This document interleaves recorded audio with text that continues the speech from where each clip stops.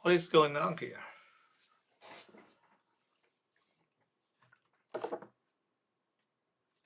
Okay, can you hear me now?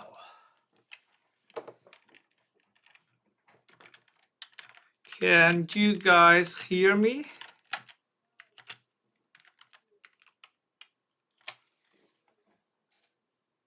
Oh, okay, finally, success. Thank you for your patience. I don't know why.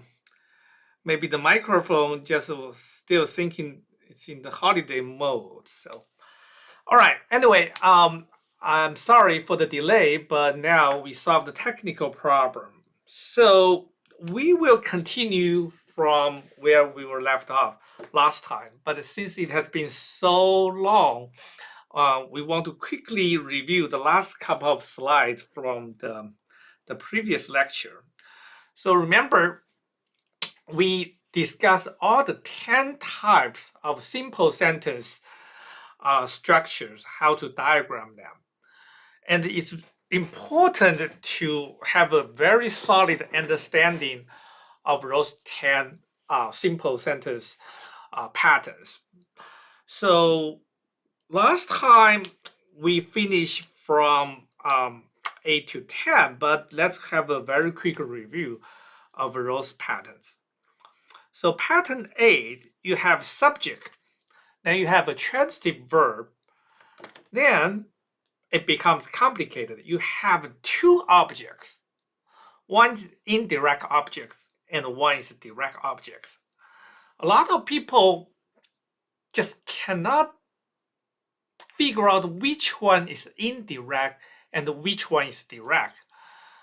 But if you keep a very logical mind, it's not that hard. So if the direct object is the receiver of the action, then that means that that's the direct object. On the other hand, the indirect object is the further receiver of that direct object. Okay, so let's take a look. So the king gave Anne Boleyn it. The king gave it to Anne Boleyn.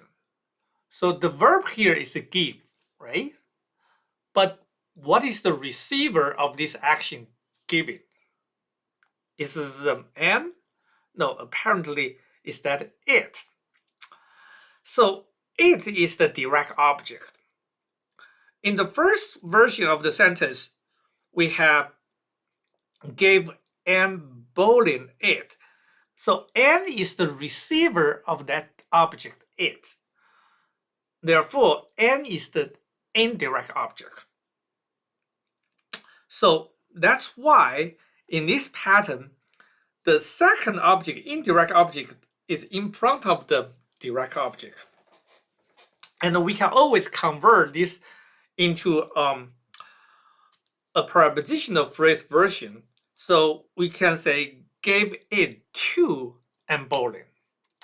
Typically, there are only two prepositions for this type of conversion. One is to and the other is for.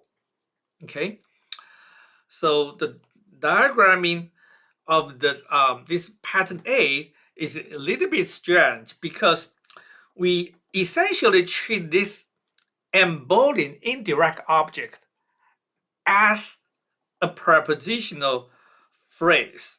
So if we diagram the second sentence, the king gave it to Anne Boleyn, we would diagram it this way, right? King gave it.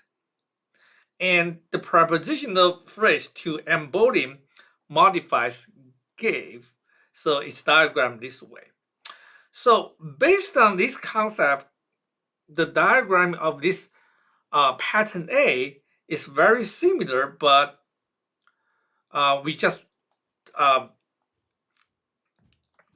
remove that 2.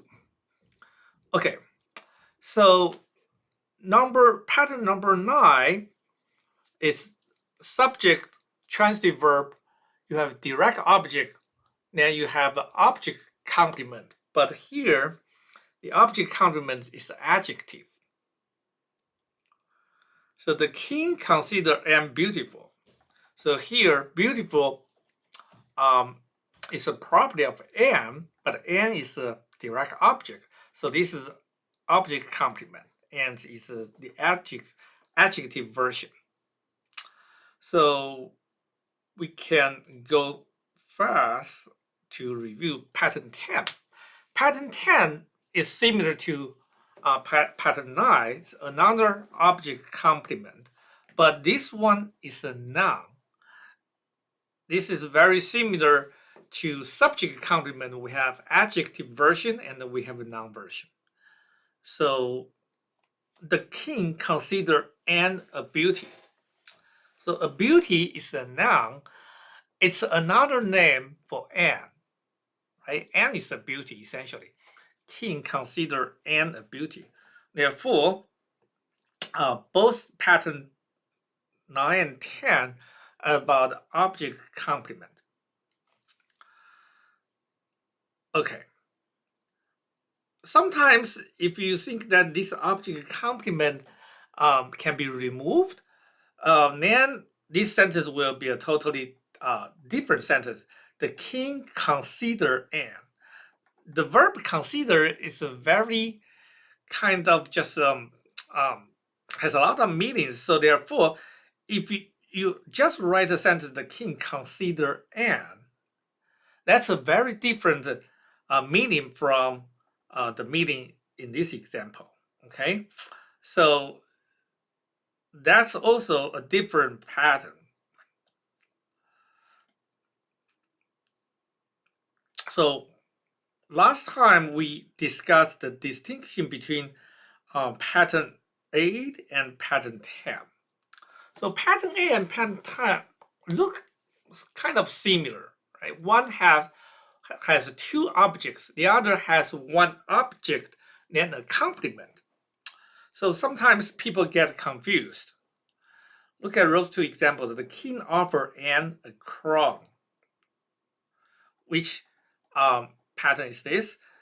This is a pattern 8 sentence, because a crown is actually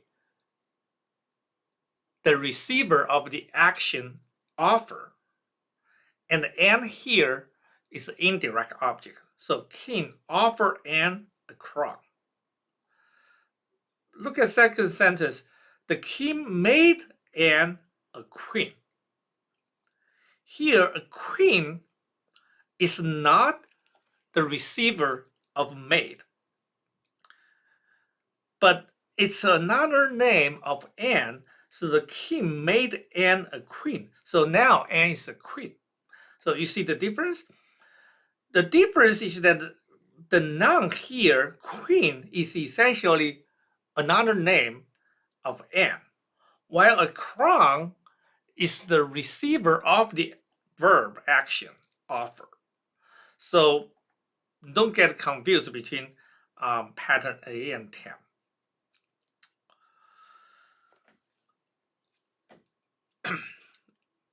This is essentially what we discussed before the break. Okay, so the diagram of the first sentence is this one: the king offered Anne a crown. Remember, the diagramming of this indirect object is just like a prepositional phrase, but without the actual preposition. So Anne here is on a short horizontal bar, but there's a backward slant which has no preposition. But essentially, this idea was borrowed from the version, say, the king offered a crown to Anne. In that case, we would diagram to Anne right here, but the preposition to will be on this diagonal line. Okay. The second sentence will be different. So clearly, this is a complement. Therefore, complement queen is after the object. And remember, this is a backward slant. Okay, so that's why sentence diagramming really help us to see the structural difference. Okay, today we will talk about something very complicated but very important in English. That's multi word verbs. But before that, there's a special thing that you want to take a notice. Um, I think we discussed this, so we will not go prepositional phrase. Okay, so this is what we need to discuss. Sometimes in sentences you will see words you cannot actually figure out its grammatical role, and those cases are relatively rare, but it does happen. So let's consider these examples. The citizen of our town elects Shannon as mayor. Okay, so what is the first sentence? The citizen elect Shannon. But if we stop right there, elect Shannon, what? So it's kind of incomplete. Therefore, in this case, mayor is the complement for Shannon. Elect Shannon mayor. But sometimes people say elect Shannon as mayor. So the two versions are essentially the same. But there's a problem with this as preposition. Because if we have as here, then it will destroy our pattern 8, direct object and indirect object, because this will become a prepositional phrase, right? Elect Shannon as mayor. And we say there's a golden rule for prepositional phrase. That is, a prepositional phrase is either acting as an adjective or as adverb. But here we really want a complement, which is a noun. So what is the role as here? Well, this is a quite complicated um, grammatical point. That is, in this case, we consider as is something extra, has no real grammatical role. Okay? Essentially, we can write this sentence, the citizen of our town elect Shannon mayor. We are done. That's a good sentence. But for this version, if we do have as, what is the role of as? Well, in this case, as has no grammatical meaning. It may sound weird, but we do have also rare cases like this. So in that case, how do we diagram the first sentence? Well,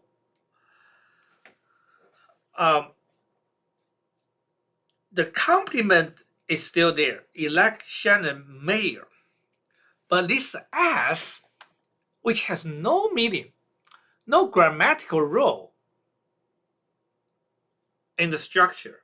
So it's not a prepositional phrase. It's something extra. Indeed, we may not even need it. So the diagramming here is a kind of artificial, but it works. That is that we use a floating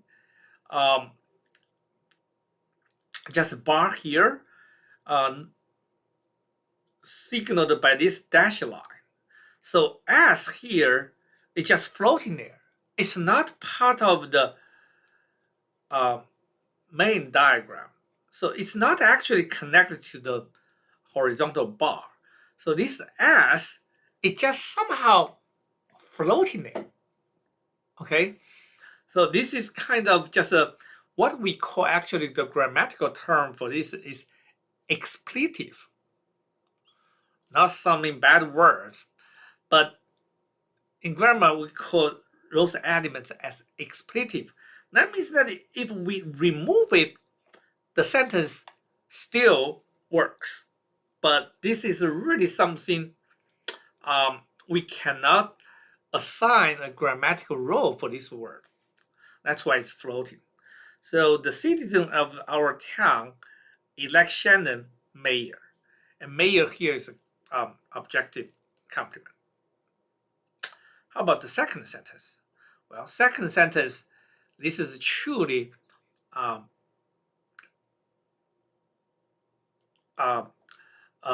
just this is not a compliment. Okay. So the citizen of our town accepts Shannon as mayor. You just cannot remove this as, right? You cannot say the citizen accept Shannon mayor. That would be just a broken sentence. Okay.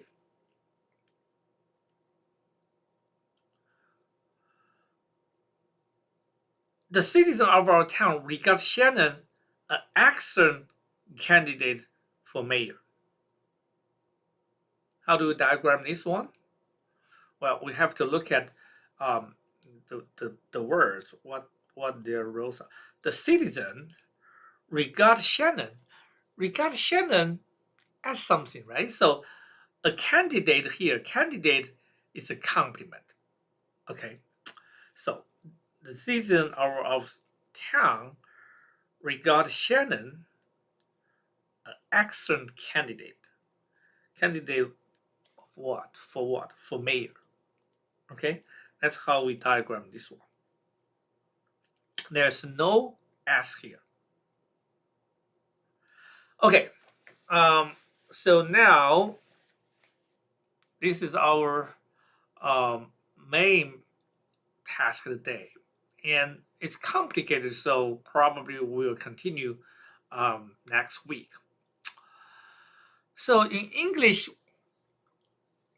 as we know, verbs are the most important um, part of speech. But what makes English very just difficult for non-native speakers and a lot of even native speakers is that we have a lot of verb, action verb, transitive, intransitive. That is a combination of multiple words. It's not just a single word that you can directly find in a dictionary. Okay, so usually those words is there's a main verb, then there's one or two, sometimes more than two, but very rare, small words like a preposition or adverb. Okay, so but the particular structure of such multi-word verbs can sometimes be really confusing. So there are multiple versions. Okay, so let's first understand what is a verb phrase and a phrasal verb. Okay, and the prepositional verb and phrasal prepositional verb and the free combination. So we have a lot of just terminologies for such things, but let's take a look at some examples. The king turned. So this is just a very simple sentence, right? Only two parts. One is subject, one is an intransitive verb. The king turned. So this is a pattern 6. The diagramming will be very easy. Okay. The king has been turning the pages of the book. Well, this sentence is not that complicated. Essentially, you only have a subject, you have a verb, and you have a direct object of the verb, which is the pages of the book. But you can see that the verb actually it's a combination of multiple words. Actually, each one of them is a verb. So in this case, essentially, it's still a single verb, but because of the tense, we have to add a multiple, in this case, two auxiliary verb, has been turning. In such case, we call this verb a verb phrase. Okay, verb phrase meaning that the whole verb is actually a phrase, but logically, it's just the same as the original verb, which is turn. You just have two auxiliary verb to make the tense work. So has been turning. In all such verb phrases, the main verb is at the end. So the last one. Okay. But other than that, logically, this verb is still simple. Essentially just one verb. That is turn. Has been, those have no substantive meaning. Okay. So what we call this is verb phrase.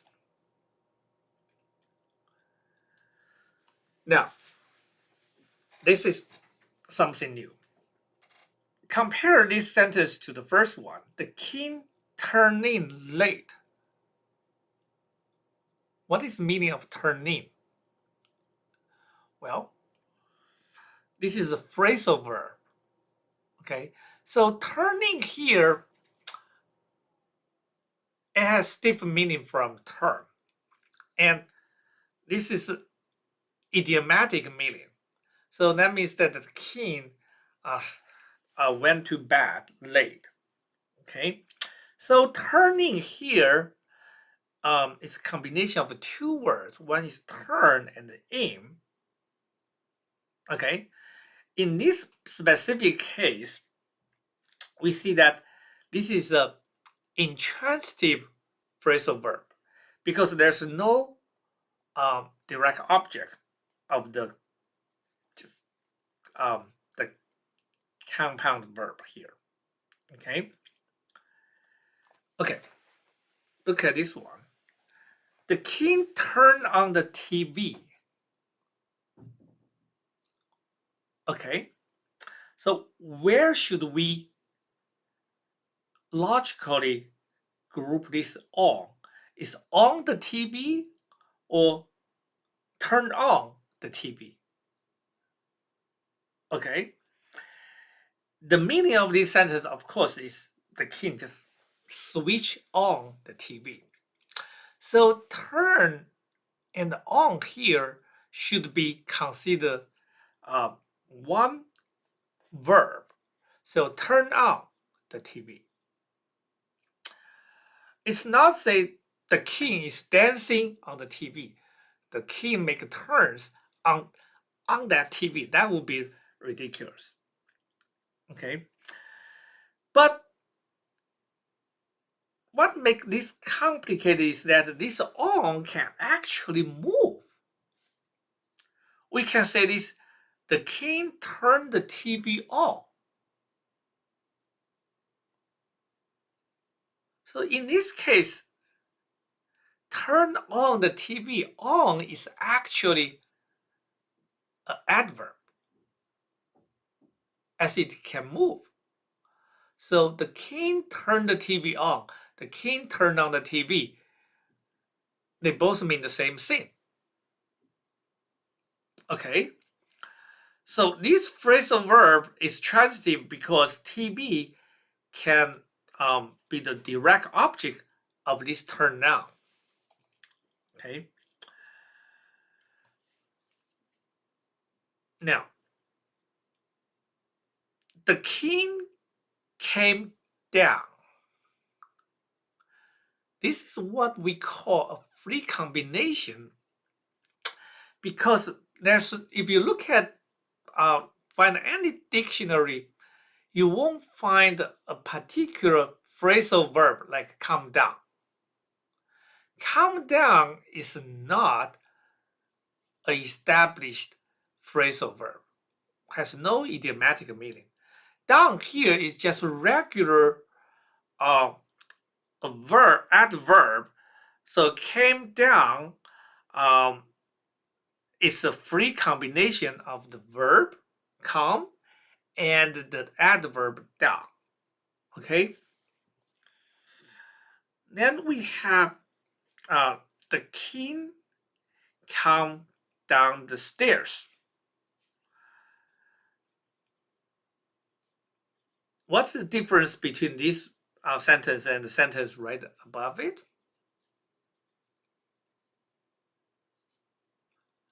Well, the first one, the king came down. Down is an adverb.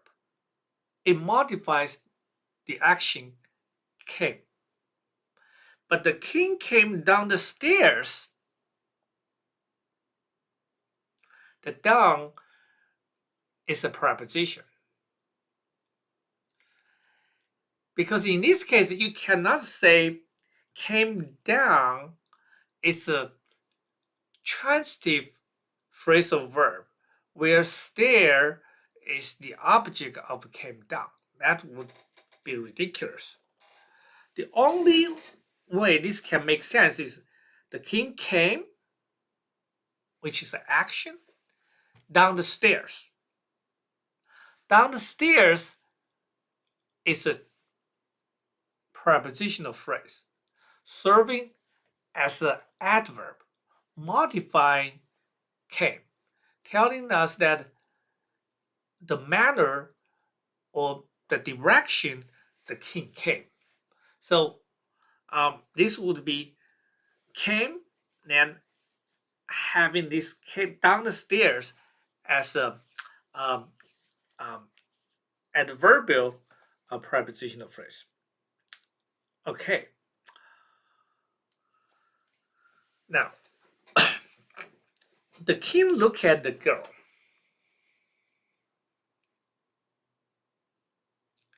The king looked at the girl. Logically, this sentence sounds like similar to the king turned on the TV, right? Turn on the TV, look at the girl. Yes. But can you say the king looked the girl at? No, we cannot say that. Also, earlier we could say the king turned the TV off. So this is a very confusing part. If you think turn on the TV, look at the girl, they logically have the same structure, then you're wrong. This is not actually the case. So look at the girl, look at is a well-established combination. And look at the girl is actually, at essentially here is not an adverb, it's a preposition. At the girl, right? Look at the girl. So you can think that this is look at, it's either you can think that look at the girl or look at the girl. There's no real difference between the two ways of interpreting this. You can say look at is a phrasal transitive verb, or you can say look at the girl. Okay, so this is prepositional verb. Okay. The king looked forward to the marriage. So this is the most complicated, what we call a phrasal prepositional verb. Here, essentially, to make sense of this, you can think of forward.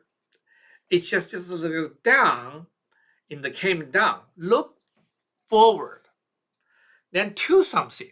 So to is actually a preposition, and forward is an adverb.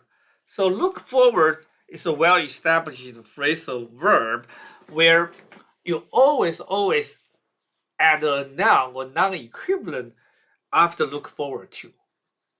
You never treat to as an infinitive. You cannot use a verb after look forward to. It's always something like a marriage noun here or a gerund, which is equivalent to a noun. So if you have not been confused yet, then I think you know what I'm talking about. But look at oral sentences. Don't you feel your head is spinning? Because if you think about it, orals just you have a main verb, then you have a little word after that. But to make sense of them, you have to carefully examine the meaning and the idiomatical meaning of those combinations. So they all differ, okay? So you can see that, for example, they came down the stairs. They're very different. The first down is just adverb, but the second down is actually a preposition. So all those can be really confusing. Okay, take one more example. The king looked up the word. Look up is a established idiomatic phrasal verb, meaning that you have a dictionary, look it up, just search for it. So the king looked up the word. But you can also say the king looked the word up. Okay, it's just like turn on the TV, turn the TV off. The king looked up the word in that sentence. So that's just an extension of this, the first version. So how do we understand all those phrasal verbs and how do we diagram that? You have to know which is which, otherwise you won't be able to diagram them correctly. Okay.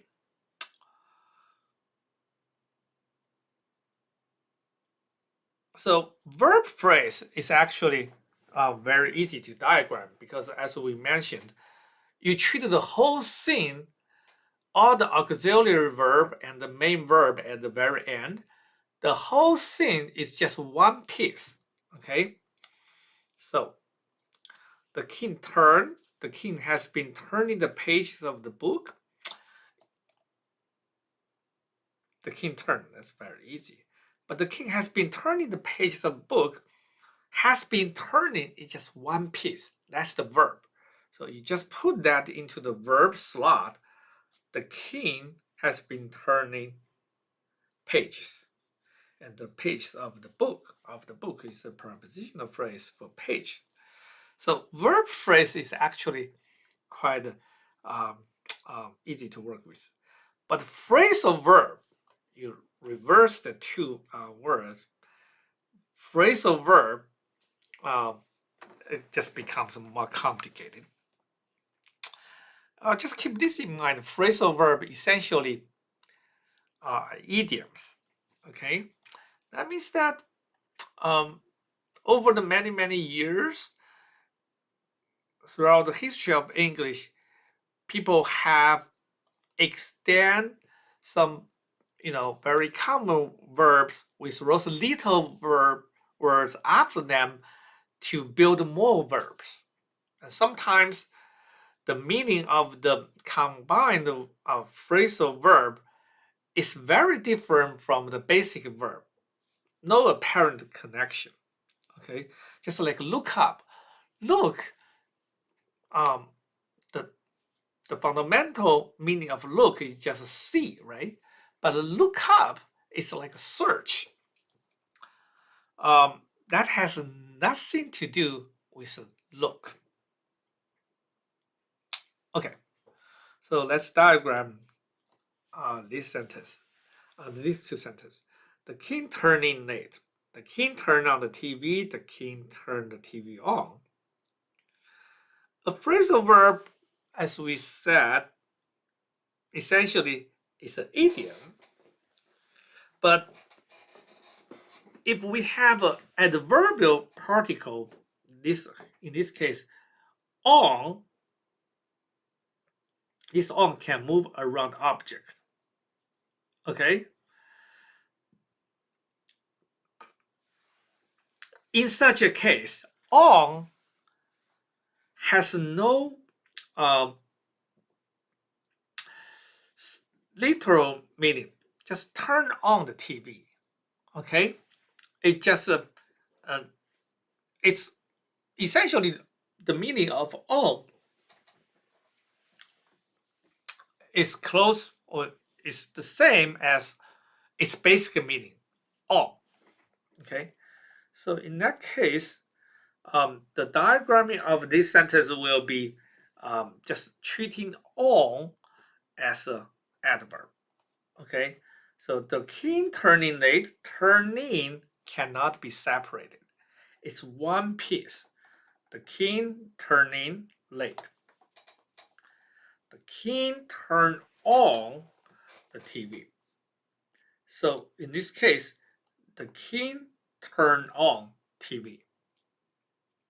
Okay, but if we move on, it's still the same.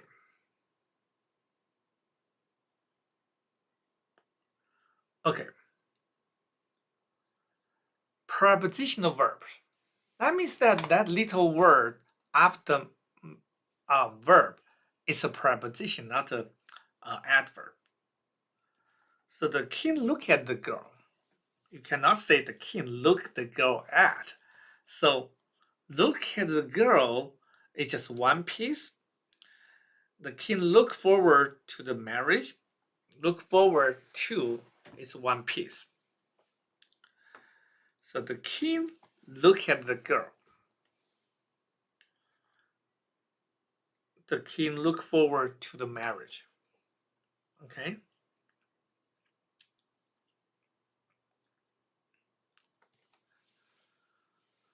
The free combination one, it's just that the little word after the verb, it has a separate meaning.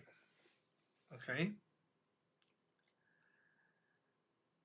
The king came down. This is a free combination. Came down. The king came down the stairs. So how do we make distinction between a free combination and a phrasal verb? Well, remember, phrasal verb is essentially idiom, but the free combination is not an idiom, meaning that you can combine those things just according to their basic meanings. They don't have established the dictionary special meaning.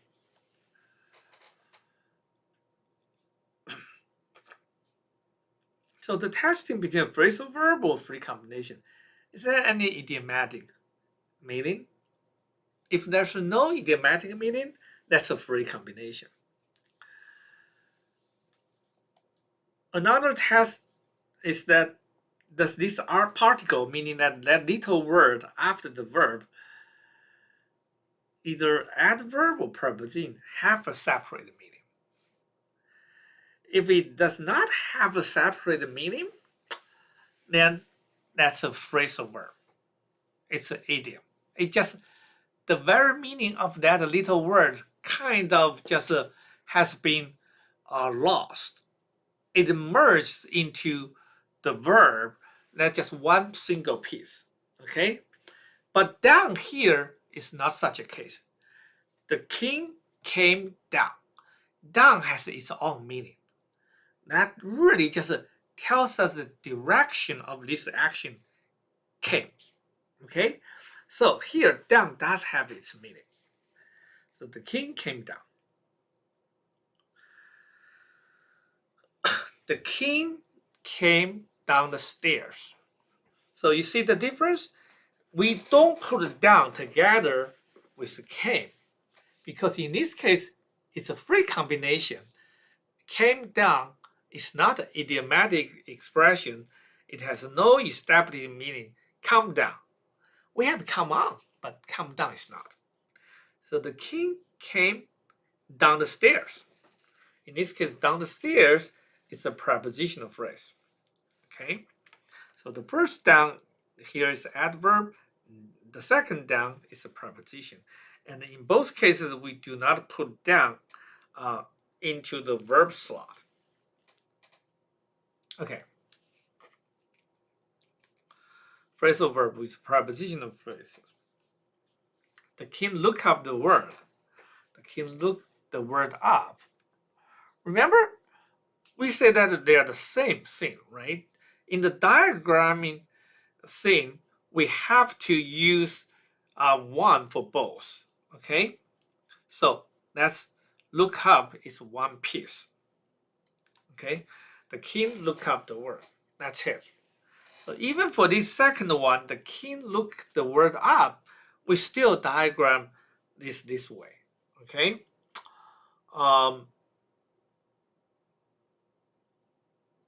You have to be very careful. The king looked up the word in that sentence. Well, we just in that sentence, add in that sentence, modifying the word. So we just add the prepositional phrase at the end. Okay. Well, in the dictionary, similarly, we just change that in the dictionary. But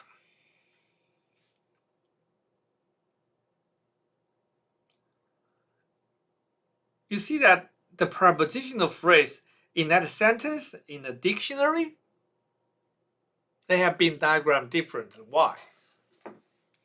Because that's what the meaning is, right?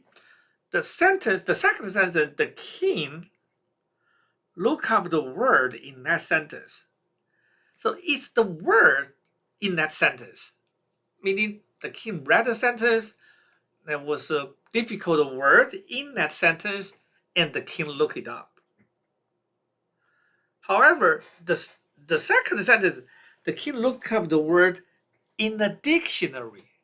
The word itself is not from the dictionary. It's from some sentence or article. But the king looked it up in the dictionary. So in the dictionary here is modifying look up. It's not about the location of the word. It's about the place where to look up the word. So in this case, in the dictionary, it's modifying look up, not modifying word. Okay? So you see the difference.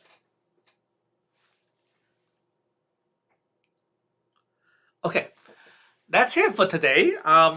We have covered some really difficult concept. That is multi-word, just verbs. It's important to realize that in English there are so many such words, and they all look very similar to each other, but the meaning could be quite difficult to just exactly figure out, because sometimes the same words in different verbs, they could be in different ways. Okay, for example, look at. Look at is just some established like an idiomatic use. Okay, look for also idiomatic use. But if you do feel difficult to just tell the difference between those, it just really, you have to read a lot and have a very good kind of native speaker feeling of those phrasal verbs to tell when it's truly a phrasal verb and when it's actually just a free combination. Okay, so we have been making slow progress, but we will pick it up next week. So after today, we will wrap up diagramming the simple sentences. Okay, so I'm sorry for the earlier technical glitch. Hopefully, um, next time we will be on time. All right, I'll see you next time. Bye bye.